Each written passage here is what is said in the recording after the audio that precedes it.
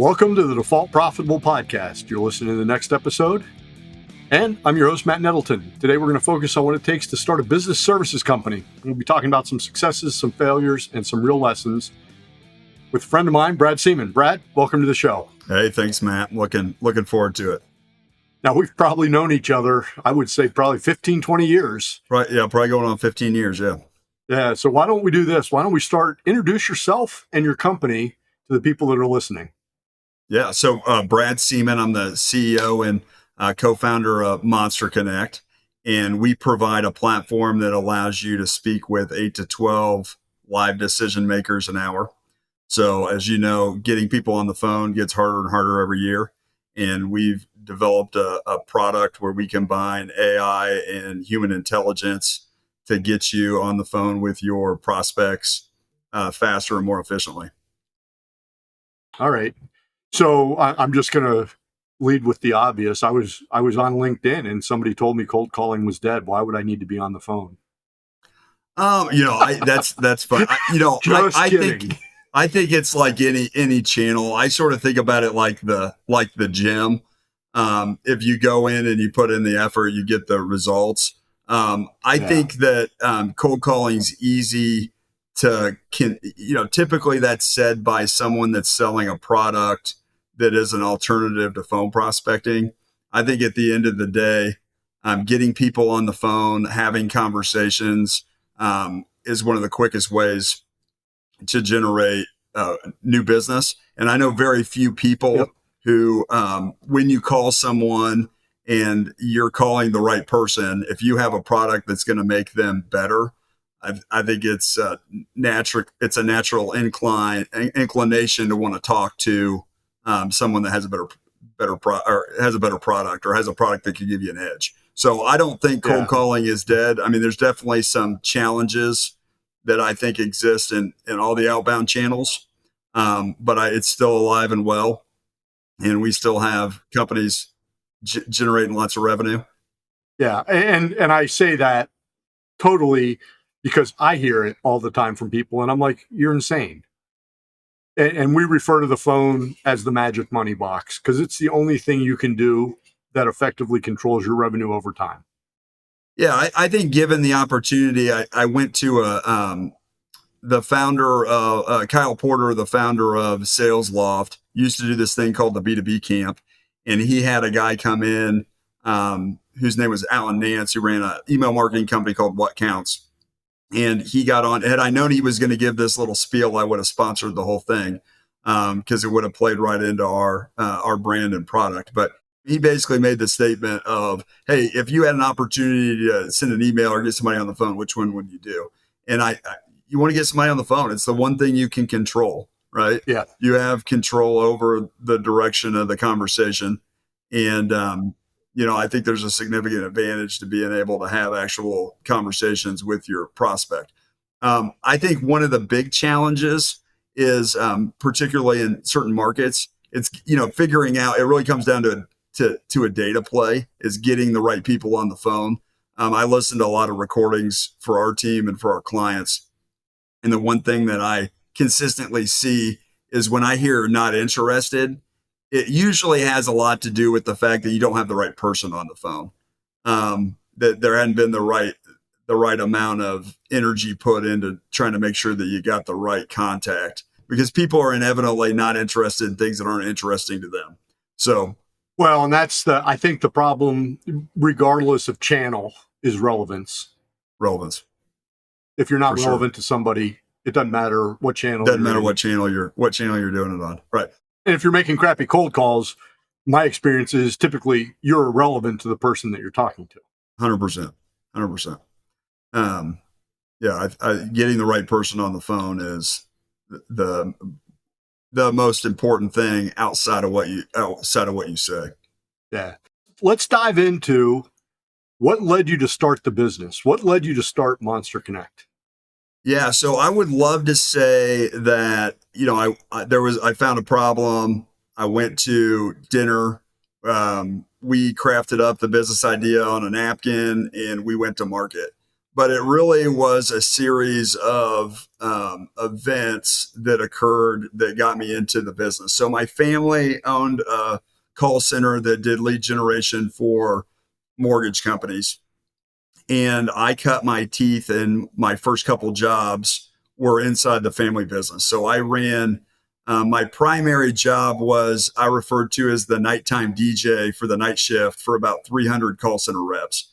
And I would play the music and run the dialer for the call center. And so I went to college. I was planning on being a youth pastor, and I came home and I got kind of accidentally roped up into the family business. And there was a couple significant things that happened. One, I really liked the environment of the business I was in. I didn't love the business model, so at this point, I'm working in the family mortgage call center. Um, I liked the people. I really liked the environment. I didn't love the business model. And so that's kind of keep that in the back of your head, because that's going to form some of the decisions that I'm going to make. The first thing that happened in this kind of, connect the dots experience was the primary product that my uh, family the family business did was they did this thing called the live lead transfer. So we would call a homeowner, get somebody interested in maybe refinancing their house or taking cash out, and then we would transfer those individuals to a mortgage office. And you would get the loan officer on the phone, and you go through the information, and you'd say, "Hey, person's got a 6.5 on the first, X on the second. They're looking to do this." And then you would patch that party into the loan officer and hop off. And the next thing that happened is they brought, at some point, I get the chief operating officer is going to get fired. I am just out of college. I'm not even working in the call center at this point, because I'm planning on doing other stuff, and I'm planting flowers outside of the office. And my brother comes outside and says, "Hey, I fired the chief operating officer. I fired the chief operating officer. I need you to come inside. I'm leaving on vacation on Wednesday. I think this was a Thursday, and I need you to figure out how to run this while I'm gone." So I wasn't totally green-eared. I did have some experience. I consider this moment slightly irresponsible, but not negligent, because I did have several years of like working and understanding the business. And so they brought me in kind of as interim chief operating officer. It's kind of humorous thinking back now, the number of people that I was managing, but I have it's a pretty significant moment in my life to have this happen, because I got a ton of responsibility and I got a ton of experience. But when I stepped into that role, they're going to bring another guy in that had run a call center to kind of do this alongside of me. And the very first thing he did was he said, "Hey, we are having quality problems with the transfers that are going over to the loan officers." So basically you'd have call center reps. And I don't know that it was necessarily their fault, but there's a lot of information that gets exchanged from the call center rep, from the homeowner, that gets transferred to the loan officer. And some of that stuff is not always correct. Like they might say they have a better credit score than they have, or they might say that, the percentages that they have on their mortgage are different. So he's going to introduce this concept of a verification agent. So these verification agents basically would just verify all the information, so that when it got to the loan officer, it had been not only verified by the agent, but it had been verified a second time, and then it's going to go to the loan officer. So what that looked like is, I think there were probably 300 or so call center seats, and we set up a pit of verification agents. There might have been 12 of them, and just think about a huge, giant call center with just hundreds of cubes that go all the way back. And what would occur is when an agent got somebody on the phone that was ready, they would raise their hand, and then they would press the transfer button. And when the agent got it in the qualification pit, they would raise their hand notifying that they got it. And I would sit there and watch this, and it was so fast. It was like, I mean, I was just mind blown that a call could get transferred across the floor so quickly.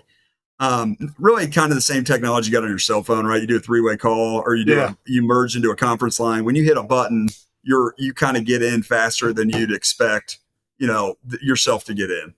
And so I remember sitting there just being really fascinated with that process. And then the next thing that happened is we took a group of call center agents and had them call mortgage companies to generate leads for the sales team. And when they got them on the phone, they would put them on hold, get the sales rep, and patch the sales rep in. So that's kind of the framework for what's about to happen, which is I started a appointment setting team inside. Basically started, the mortgage market's going to go into meltdown. I'm going to start a business that does appointment setting for lead generation companies, or I'm going to start a lead generation company that does appointment setting for software companies. And the challenge that we had was a couple challenges. One, it was really hard to find talent that wanted to be on the phone consistently. Everybody wanted to jump from an SDR role to a management role. It was difficult. It was getting difficult to get people on the phone, and there wasn't great data at the time. You had data.com, or I think it was referred to as Jigsaw, and it was Jigsaw that it got bought. Salesforce turned into data.com. And the issue was getting people on the phone and getting the most out of the people that we had. So the very first thing that I did was I took the dialer that I had experience with, and I gave it to these B2B sales reps. And when I gave it to the B2B sales reps, it really was like buying a Ferrari for a traffic jam. They did it faster, but they just weren't getting any more people on the phone. And so that is going to plant kind of the second seed of me really starting to think through, okay, how do we solve the problem of getting the best people on the phone with prospects? How do we maximize? Because the dialer for a predictive dialer for B2B has a lot of challenges. It doesn't remove the barriers. It just goes quicker. So you just make, even today, even with all the advancement in technologies, it still doesn't remove the phone tree. It doesn't get through phone trees. It doesn't interact with administrative assistants. There's lots of legality around what you can and can't do. And so that was kind of the challenge. I started sketching, kind of sketching up an idea of like, hey, how could we move some of the parts around? And I had transitioned out of the business. The business essentially in 2008. I mean, we essentially went out of business. I mean, we sold off all the assets. I mean, you could think about it as a sale, but it was really just we just ran out of cash and steam and clients, and they ran out of cash. And I find myself in a situation where I'm looking around trying to figure out what I want to do. Right. And I decided, hey, I think I can use a dialing product that I had found to really present this. Initially, it was a service, so we didn't own the product. We took a third party dialer out of California or Colorado, I think is where it was, and we hired agents, and we took this to market as really as a service initially. It allowed me to get started essentially having a software business. I'd mentioned that I didn't love the call center business model. What I didn't love about the call center was the service aspect was difficult for me because I felt like it was really hard to identify concrete objectives. Like when you sell a software, you got a problem, you present the software, it either solves the problem or it doesn't. It's pretty black and white. It's easy to figure out if you're winning or not. Yep. As you know, services can be harder to identify success in standard objectives. And so, I took all these kind of weird, kind of these experiences that I had and turned it into a product and took that product to market. And then I was able, it enabled me to take it to market without any cash, without any significant investment, because I was able to put everything on credit cards and use something that was already built, but do it in a way that present the product in a way that it wasn't being presented. And then eventually we're going to build our own product, which is one of the big issues that we had was it was difficult to use someone else's. I quickly just realized like, oh, we're going to have to own our own product. We were using I always likened it to, we were using a funny car for a NASCAR race. Like you can drive it around the track, but it's got to go real slow and it's not designed for that. Right. And so we were doing enough stuff that was different that we had to build our own product. And if I had to say, if I made any mistakes, the first 4 years, I was just really committed. If I had to go over and do it all over again, I would have proved the concept. And then I would have went out and quickly started building my own product, either from raising money and or finding a technical partner. It took me a while to get there. That's pretty long arc of success, because now you've got your own product, you're up and running. I want to go back when you went to start the business. Typically people fall into two categories. One, they're very passionate about the market. They think this is really intellectually stimulating. I enjoy this. It's really interesting. Or two, people say, they look out and they go, man, I think I can do this for a living. I think there's money here. If you had to pick one of those two poles, which would you have been on? Well, mine was really kind of out of necessity. I needed, the previous business had really gone to the wayside. So I'm in the family business. I start my own business. That business had kind of gone to the wayside, and I needed to come up with a new revenue stream. I never really thought about going out and getting a job. And I just looked around at the resources that I had, and I was like, hey, I can do this. Now there was another company at the time that had just kind of got started. And so I was able to see like, okay, not only do I think there's a market here, but it looks like somebody else is doing something, pretty similar. And off I went. So it was really out of necessity. It was like, I needed to make money, and I needed something that I could get up, quick, and I needed cash coming in, and it really just came out of pure necessity. And so what I love about that is you need the money, and you didn't even begin to consider working for somebody else. I did not. I had one interview with a company that had looked at buying my previous company. It looked like they were going to bring me in to basically kind of build what I wanted to build, and they were going to support it. And then that all kind of fell apart. And so now I'm sitting around trying to figure out what to do. Now I will say, hey, I'm really passionate about sales. Right. And I'm not particularly individually passionate about phone prospecting, but I do have a deep passion for solving problems. Yeah. And I really have a passion for sales. And this fit inside that passion for sure. Yeah. And so the funny thing about that question is, I think you're episode 87 or 88. And I would say probably 85 of the episodes have been people looked at the market, saw a financial opportunity, and started a business because they wanted money. And then they got really interested in what they were doing. Yeah, it's probably similar. Yeah. Yeah. Probably really. So similar. You mentioned, if you were to go back to the beginning, you'd kind of build your own product quicker. But what things, you had been in this industry, you had been in this space for a while. What things that do you wish you had known that would have allowed you to succeed more quickly? So I think it was probably like a sales, and I've seen this from other salespeople that have tried to build products.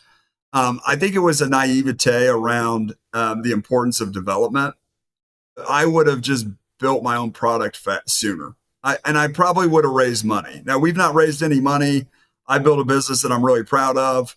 we're one of the three primary players in the direct space that we're in.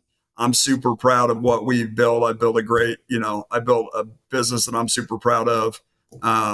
But I would probably have moved faster from the ideation stage, like when we had, I mean, right out of the gate, we had success. Right. And there were a handful of hurdles that we were running up against using a third party product.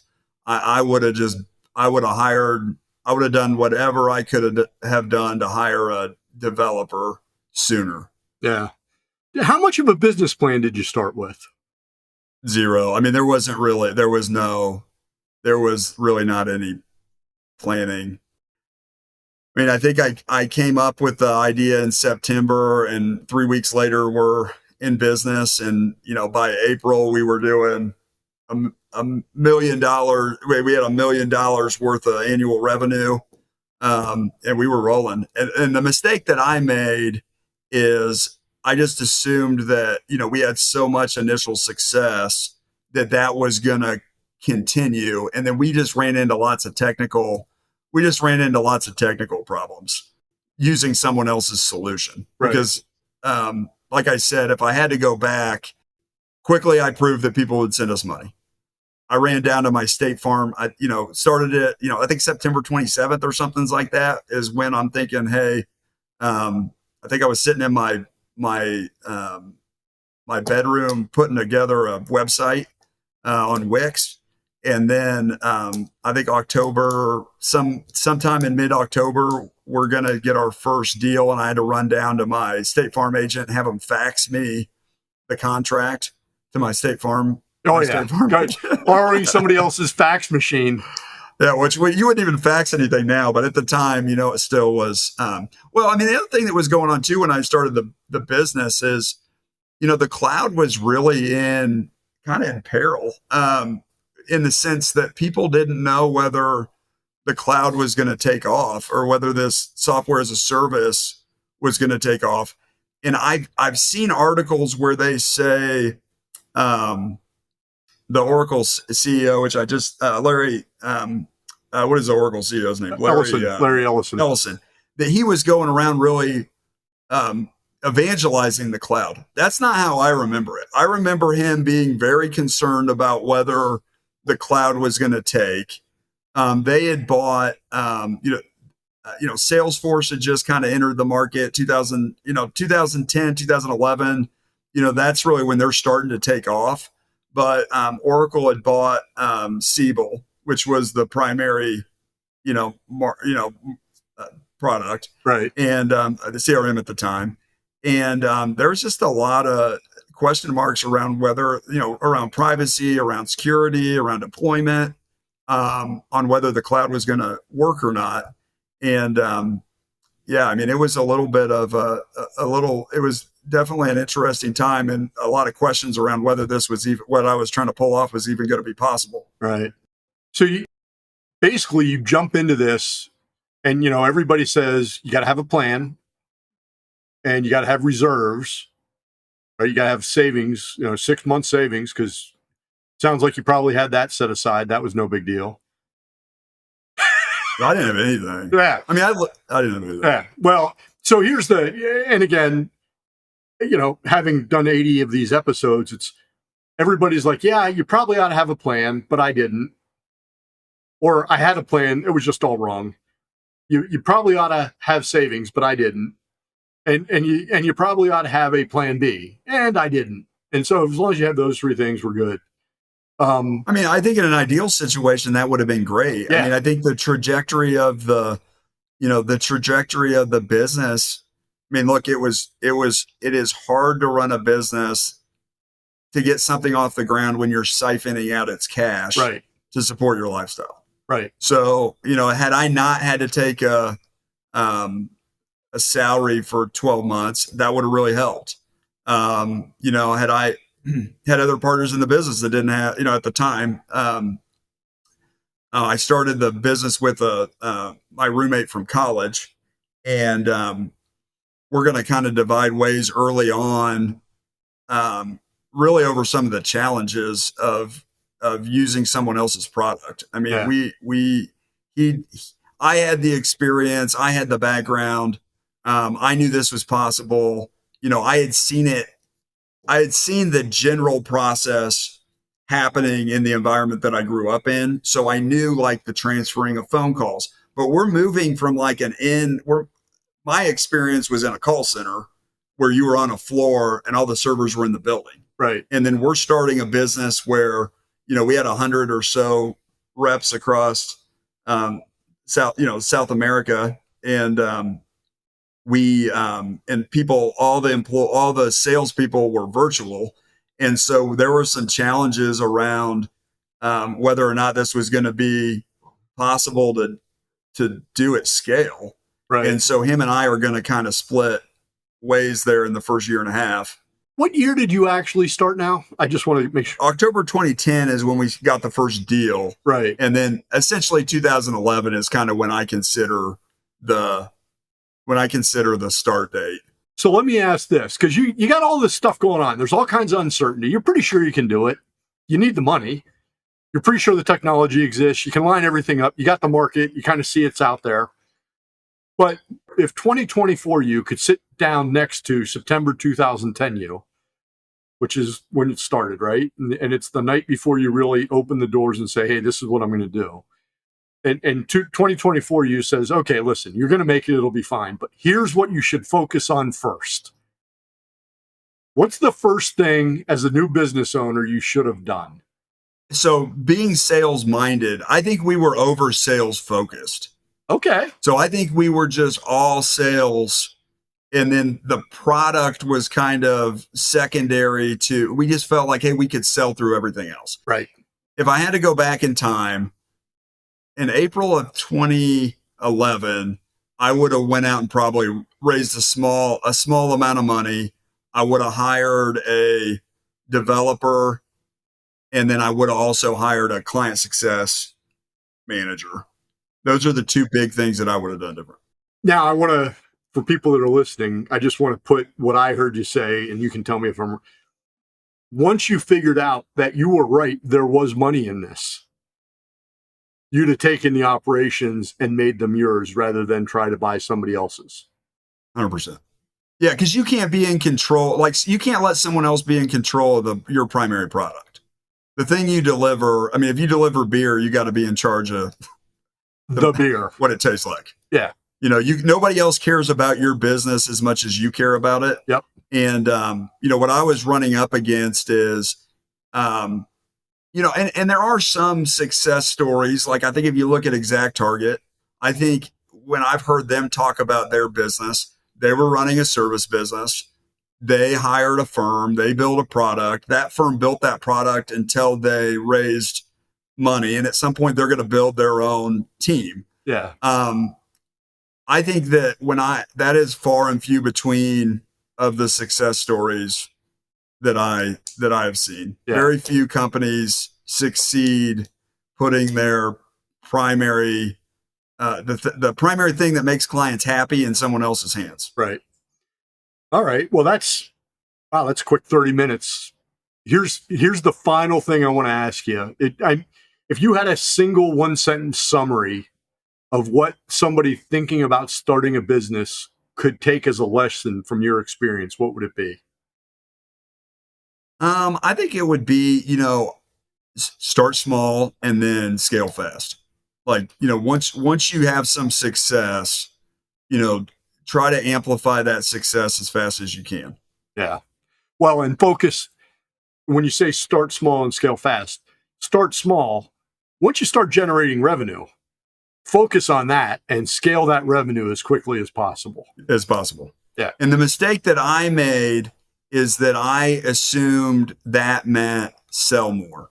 And I think the opposite side is that, hey, the product has to be sufficient to be able to sell more.